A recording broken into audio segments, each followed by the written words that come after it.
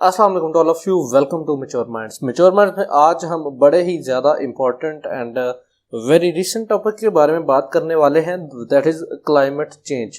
तो कोप 26 conference of parties 26 आपको पता ही होगा। अब मुझे आपने ये कमेंट सेक्शन में बताना है कि conference of parties 26 climate change के हवाले से ये नाम क्यों रखा गया था। खैर, हम आगे बढ़ते हैं। तो कॉन्फ्रेंस ऑफ पार्टीज 26 में नेशंस ने क्लाइमेट गोल्स के हवाले से कुछ गोल सेट किए थे। अब उसकी जो इन्वेस्टिगेशन है, या आप कह सकते हैं इंटर ईयर या मिड ईयर जो इन्वेस्टिगेशन है, वो अभी हो रही है जून 2022 में। बोन सिटी है जर्मनी का, वहाँ पे। तो इसके हवाले से हम देखते हैं कि आखिर इन नेशंस ने वो जो प्लेज किया था, वो जो क्लाइमेट गोल्स इन्होंने सेट किए थे, उनके ऊपर कुछ काम किया भी है या नहीं। तो इसकी रिपोर्ट एक तो वो देंगे वहाँ पे बोन जर्मनी में, दूसरा हम खुद देखते हैं कि आखिर इन्होंने काम किया भी है या नहीं। Before going to lecture, let me remind you to subscribe channel, press the bell icon so that you may get all our video updates and PDF, very important PDF. You can get it from the first comment in this video, or you can directly download it from our Facebook page. तो Facebook page पे भी आप इसका PDF link ले सकते हैं। अब 5 इन्होंने प्लेजेस किए थे, 5 हवाले से प्लेजेस किए थे। तो पहला था कार्बन डाइऑक्साइड की एमिशन, ठीक है, emission of the carbon dioxide.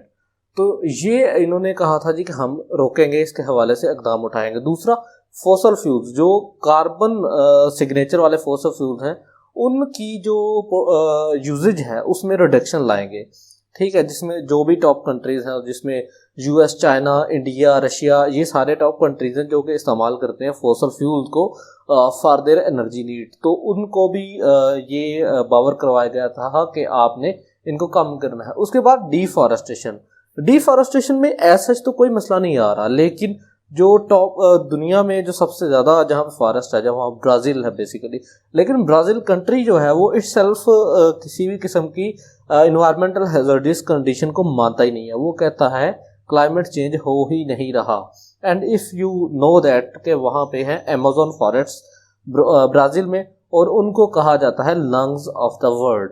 तो जब भी ब्राज़ील में अमेज़न फॉरेस्ट में आग लगती है तो ये पूरी दुनिया का कंसर्न होता है। The next is climate action जो लेने हैं, उस हवाले से जो मोनेटरिक फंडिंग थी या जो फाइनेंशियल फंडिंग थी, वो कौन से ममालिक ने प्लेजेस किए थे, एंड किस ममालिक ने कितनी अभी तक फंडिंग कर दी है और किस तरह की है। Last but not the least is methane production के हवाले से भी बात हुई थी। यहाँ पे 2030 तक टारगेट सेट किया गया था कि मीथेन की जो प्रोडक्शन है उसको मिनिमाइज किया जाएगा। तो ये किस तरह किया जाएगा और अभी तक क्या हुआ है, उसके बारे में भी हम देखेंगे। Let's start. पहला तो यह है जी कि कॉन्फ्रेंस ऑफ पार्टीज 26 हुई थी ग्लासगो में, रशिया में। तो ग्लासगो में हुई थी। तो अब जो है कॉन्फ्रेंस ऑफ पार्टीज कब हुई थी? सितंबर 2021 में। अब उसकी इन्वेस्टिगेशन के लिए वहाँ पे कुछ तमाम लोगों ने प्लेजेस लिए थे कि हम लोग क्लाइमेट चेंज के हवाले से पर्टिकुलर काम करेंगे।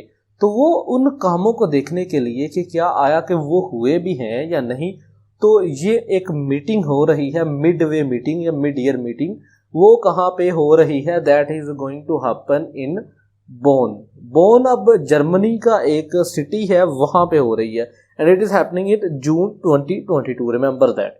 अब 26 जो COP थी, COP 26, वो हुई थी ग्लासगो में, ठीक है, ग्लासगो में। I am not remembering the country of the this COP 26, लेकिन ग्लासगो में हुई थी। खैर, COP 27 कहाँ पे होगी? वो होगी शर्म अल शेख, इजिप्ट में, मिस्र में होगी। नेक्स्ट ये होगी कब? सितंबर 2022 में, और ये 27वीं कॉन्फ्रेंस होगी, कॉन्फ्रेंस ऑफ पार्टीज की। अगर हम सबसे पहले बात करें कार्बन डाइऑक्साइड की एमिशन के हवाले से, तो ग्लासगो में कंट्रीज ने एग्री किया था that they will do steps to eliminate और to cut down the emission of carbon dioxide. तो ये अब उन्होंने किया है कि नहीं किया, लेकिन उससे पहले हम देखते हैं कि कार्बन डाइऑक्साइड को जो एमिशन है उसको रोकना क्यों जरूरी है। Carbon dioxide, if you remember, आपने कभी ग्रीन हाउस गैस के बारे में सुना हो। ग्रीन हाउस गैसेस बेसिकली हवा में वो गैसेस हैं जो कि हमारे इन्वायरमेंट का टेम्परेचर बढ़ाने में रोल प्ले करती हैं। तो carbon dioxide is one of those. अब होता क्या है, यूनाइटेड नेशंस ने एक टास्क दिया था कि हमने 2030 तक 1.5 सेंटीग्रेड तक टेम्परेचर बढ़ने देना है एवरेज ज़मीन का। तो ये टास्क ज़रूरी था हर मुल्क के लिए पूरा करना। उनमें से डेडलाइन थी सितंबर की, ठीक है जी, जो कि उन्होंने पर्टिकुलर जो भी स्टेप्स दिए थे। अब उसमें तकरीबन सिर्फ 11 कंट्रीज ने अपना अभी तक प्रोफाइल सबमिट करवाया है, जिसमें ऑफ कोर्स पाकिस्तान भी शामिल है, आउट ऑफ 196 कंट्रीज में। That's a very surprising number if you see that climate change is so drastically affecting our environment. तो इस हवाले से कंट्रीज को सीरियस होना पड़ेगा। इनफैक्ट मैं आपको बताऊं, चाइना जो है वो इस वक्त दुनिया में सबसे ज़्यादा कार्बन डाइऑक्साइड की एमिशन कर रहा है, और वो अकेला ही 27% एमिशन कर रहा है। इमेजिन दैट, 27% दुनिया की। ये अब बताती है चाइना इकोनॉमिकली कितना ज़्यादा आगे जा रहा है, या प्रोडक्शन इतनी ज़्यादा हो रही है। तो चाइना ने प्लेज किया है, China is also trying to cut down the emission of the carbon dioxide through renewable energy sources, लेकिन अभी तक कोई खातर खा इस तरह का कोई आया नहीं है। इसके बाद रशिया, इंडिया है, यूएस एंड इंडिया है। वो ये ग्राफ आप चेक कर सकते हैं। चाइना एनुअली प्रोड्यूस कर रहा है तकरीबन 2912 million ton of carbon dioxide per year के हिसाब से, and this data is from 2020। और दूसरे नंबर पर यूएस है जो कि 1286 मिलियन टन, यानी कि ऑलमोस्ट आप चेक करें डबल से भी ज़्यादा है, बल्कि 2.5x है। India 666 million ton of carbon dioxide produce कर रहा है। उसके बाद रशिया है, जापान है, ईरान है, सारे लोग। तो this is how the world is going in the carbon dioxide emission. Next we shall see about fossil fuels जो यूज हो रहे हैं। अब fossil fuels is also directly link to carbon dioxide production. अब कार्बन डाइऑक्साइड प्रोडक्शन के और भी बड़े सोर्सेज हैं, सिर्फ फॉसल फ्यूल नहीं है। मैं आपको ये बता दूं कार्बन डाइऑक्साइड एमिशन क्या क्या सोर्सेज हो सकते हैं। डेयरी प्रोडक्ट्स हो सकते हैं, ठीक है, फार्मिंग हो सकती है। उसके अलावा हमारे ट्रांसपोर्ट जो व्हीकल्स हैं वो उनको ईवीज पे लाना, this is also plan to reduce the emission of carbon dioxide. तो ये है, फैक्ट्रीज हो सकती हैं। तो ये वो सोर्सेज हैं जिस वजह से कार्बन डाइऑक्साइड प्रोड्यूस हो सकते हैं। उनमें से fossil fuel is also responsible for the production of carbon dioxide. अब COP26 में ये भी एक एजेंडा था कि हम जो कोल है, पर्टिकुलरली COAL वाला कोल, ठीक है जी, कोयला जिसे हम कहते हैं, तो उसको भी हम रिड्यूस करेंगे। कोयले के अलावा पेट्रोलियम इंडस्ट्री के लिए भी इन्होंने कहा था कि हम लोग रिड्यूस करेंगे। लेकिन coal alone is 40% annual CO2 emission के लिए रिस्पॉन्सिबल है। This is a humongous number, very large number, ठीक है जी। इसमें वर्ल्ड लीडर्स ने एग्री भी किया था कि हम ऑयल और गैस को सब्सिडाइज करेंगे in the place of coal, क्योंकि ऑयल और गैस में लेस कार्बन कंटेंट होता है, जिस वजह से गवर्नमेंट्स ने ज़्यादा जोर ये दिया था कि हम ऑयल और गैस को अभी लॉन्ग टर्म के लिए रखते हैं, and for the short term we shall cut down the usages of coal. अब ये हुआ था कब, कॉन्फ्रेंस ऑफ पार्टीज 26 में। अब ये जो कोल प्रोडक्शन, कोल का यूजेज था, इसको कम करने के हवाले से अब मैंने बता दिया कि क्यों ये होता है, क्योंकि 64% आपको बताया, 46% और 40 to 60% जो fossil fuels are responsible, fossil fuel जो है ना वो टोटल में 64% रिस्पॉन्सिबल हैं CO2 इमिशन के, और उसमें से भी 40% कौन रिस्पॉन्सिबल है, कोल। अब कोल को रिडक्शन के हवाले से तकरीबन 34 कंट्रीज हैं जो अब न्यू पावर प्लांट लगाने के बारे में सोच रहे हैं कोल के, और आफ्टर COP26। लेकिन ये पहले कितने थे, पहले ये थे 41 कंट्रीज, यानी कि तकरीबन 7 ममालिक ऐसे हैं जिन्होंने अपना इरादा बदल दिया है कि अब हम कोल के प्लांट्स नहीं लगाएंगे। And this is very good number actually, 5-6 महीनों में आप चेक करें ना। इसके अलावा चाइना जो biggest user of the coal है, उसने कहा जी कि हम लोग ना अब किसी भी कोल फायर्ड पावर प्रोजेक्ट को फंडिंग नहीं देंगे out of the country, not with in the country but out of the country. Like CPEC में वो किसी भी कोल पावर प्रोजेक्ट को फंडिंग नहीं देंगे, ये उन्होंने प्लेज किया है, लेकिन अभी तक उन्होंने अनाउंस नहीं किया towards the side of Pakistan. लेकिन वो COP में ये प्लेज करके आए हुए हैं कि हम लोग पैसे नहीं देंगे इस तरह के किसी प्रोजेक्ट में।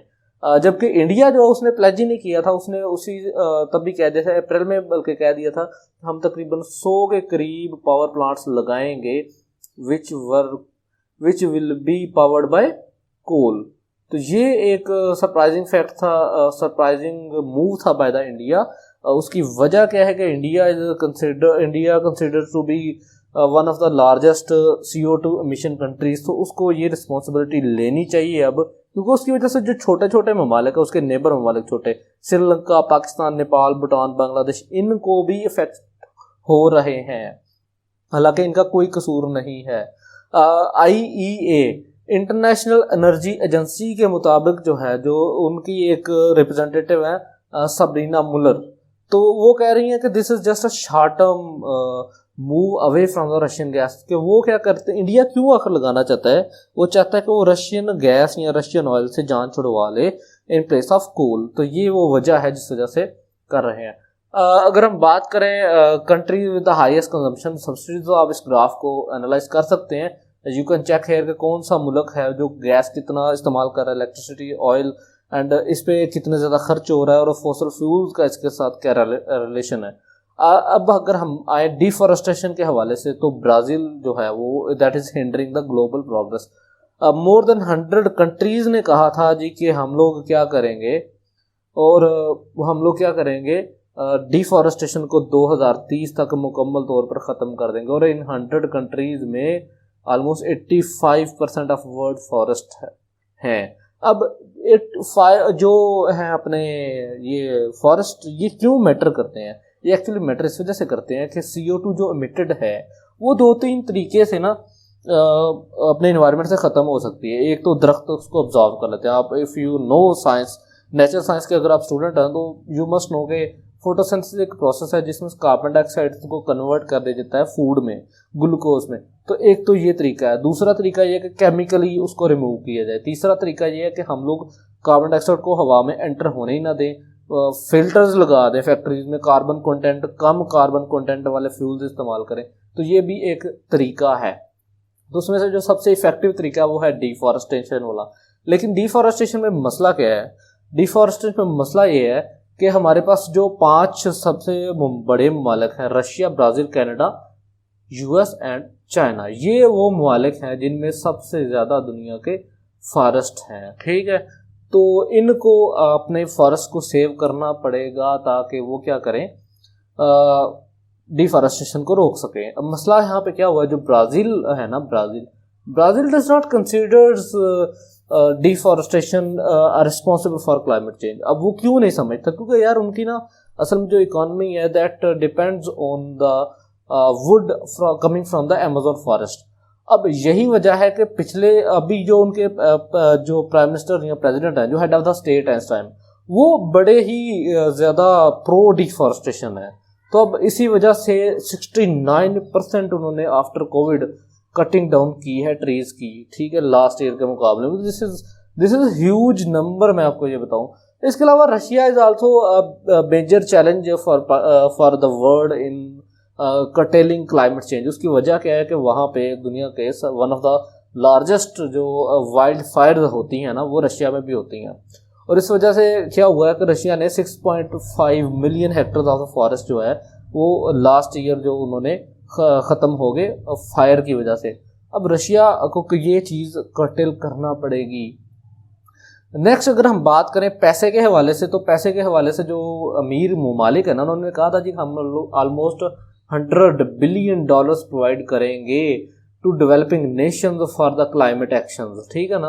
अब जो डेवलपिंग नेशन है तो इसका तल्ला क्या है? रिच कंट्रीज जो है ना वो मूव ऑन कर तो जाएंगे away from the fossil fuel, लेकिन जो डेवलपिंग कंट्रीज है वो क्या करेंगे? वो तो उसी फॉसल फ्यूल पे जिंदा रहेंगे ना, क्योंकि उनके पास तो पैसा नहीं है कि वो अचानक से अपनी सारी मशीनरी को स्विच ऑन करें टूवर्ड्स द इलेक्ट्रिसिटी और सम रिन्यूएबल सोर्सेज। तो ये वजह है कि $100 बिलियन ह्यूज अमाउंट है यार ये। तो इन्होंने कहा था क्लाइमेट एक्शन के हवाले से हम जो डेवलपिंग कंट्रीज को देंगे। अब ये मैटर क्यों करती है वो मैंने आपको बता दिया कि टेक्नोलॉजी, न्यू ग्रीन टेक्नोलॉजीज को हमने इंट्रोड्यूस करवाना है, तो उसके लिए डेवलपिंग कंट्रीज के पास तो पैसा नहीं है, अमीर के पास पैसा है। तो अमीर क्या करेगा? गरीब को टेक्नोलॉजी दे देगा। दैट्स वे हो थिंग्स हैपन। अब ये वो अमाउंट है जो हमने 2019 में तकरीबन 80 बिलियन के करीब खर्च की थी ऑन द क्लाइमेट एक्शन, लेकिन 2020 का हमारा एक्शन था कितना, 100 बिलियन का। लेकिन 2020 में इफ़ यू रिमेंबर कोरोना आ गया था हमारे पास, कोविड की वजह से ये जो टारगेट थे ये 2 साल हमने आगे करना पड़ा, और 2 साल हमारे पास क्लाइमेट के हवाले से हमें टाइम ही नहीं मिला कि हम इस चीज़ को टैकल कर सकें।